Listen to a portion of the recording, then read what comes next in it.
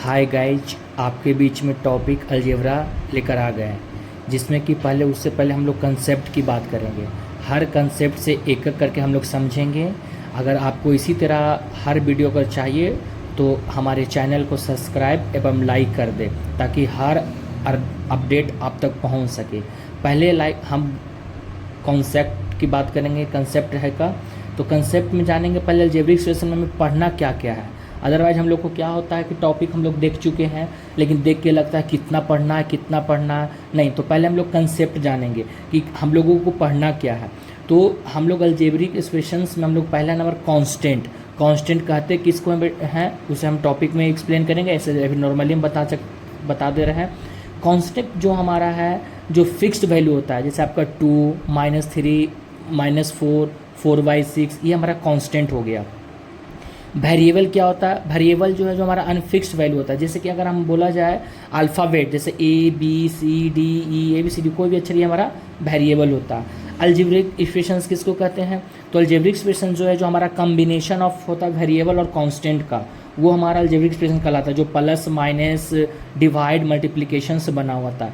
Term क्या होता है? टर्म है जो ये भी हमारा कम्बिनेशन होता है वेरिएबल और कांस्टेंट का, बट इसमें क्या है कि हमारा प्लस माइनस से पता चलता है टर्म की, वो हम आगे एक्सप्लेन करेंगे। फिर इसमें पढ़ना फैक्टर, फिर कॉफिशिएंट क्या होता है? कॉफिशिएंट जो हमारा है जो टर्म और वेरिएबल का जो मल्टीपल होता है ना, उसी का जो हम लोग वेरिएबल का जो कॉफिशिएंट बताते हैं वो हमारा टर्म होता है, कॉफिशिएंट होगा।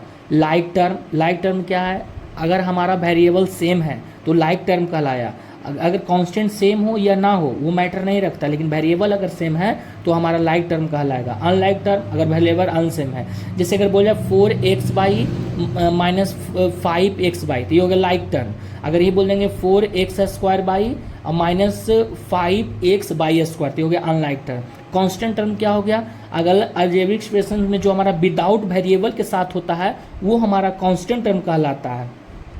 अब हम लोग जानेंगे टाइप ऑफ अलजेब्रिक एक्सप्रेशन। तो टाइप ऑफ अलजेब्रिक एक्सप्रेशन, तो अलजेब्रिक एक्सप्रेशन जो हमारा है divide base of number of terms के आधार पे बताया गया। जैसे मोनोमियल, जिसमें एक टर्म हो जैसे x, 5x, 9x², ये मोनोमियल हो गया। बाइनोमियल जिसमें दो टर्म हो, टर्म हमेशा हमारा प्लस माइनस से मिलके बनता है। ट्रिनोमियल, क्वाड्रिनोमियल जिसमें 4 टर्म हो। पोलिनोमियल जो 2 या 2 से अधिक टर्म हो। अब हम लोग जानेंगे गाइस डिग्री ऑफ पोलिनोमियल। तो डिग्री ऑफ पोलिनोमियल्स क्या होता है? डिग्री जो हमारा हाईएस्ट जो पावर होता है ना, वो ही हमारा डिग्री पोलिनोमियल कहलाता है। जैसे लिनियर पोलिनोमियल, डिग्री तो बहुत सारे होते हैं, लिनियर मतलब क्या होता है? हाईएस्ट पावर 1 होना चाहिए, हमारा लिनियर कहलाएगा। फिर हमारे क्या क्वाड्रिक पोलिनोमियल। क्वाड्रिक मतलब क्या होता है? जिसमें पावर 2 हो। क्यूबिक क्या हो? जिसमें पावर 3 हो। अगर पावर 2 भी है, पावर 1 वो does not matter, highest power 3 होना चाहिए तो क्यूबिक कहलाएगा।